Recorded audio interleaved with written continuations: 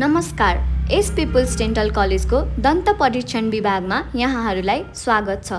मुख स्वास्थ्यलाई विश्व स्वास्थ्य सङ्गठनले शरीरको मूल ढोकाको रूपमा व्याख्या गरेको छ।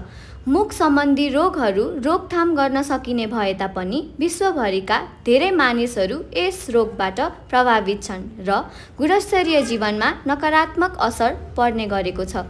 तसर्थ कस्तो अवस्थामा बिरामीहरू दन्त परीक्षण विभागमा उपचारका लागि आउनु पर्दछ त?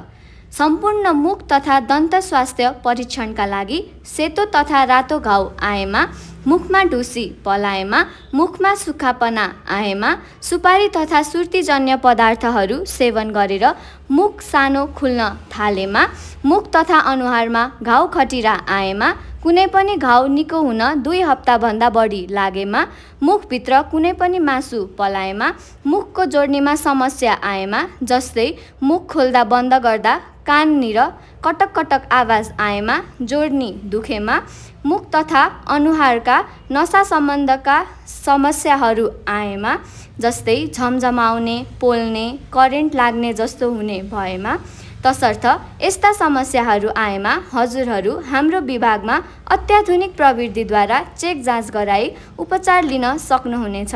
धन्यवाद।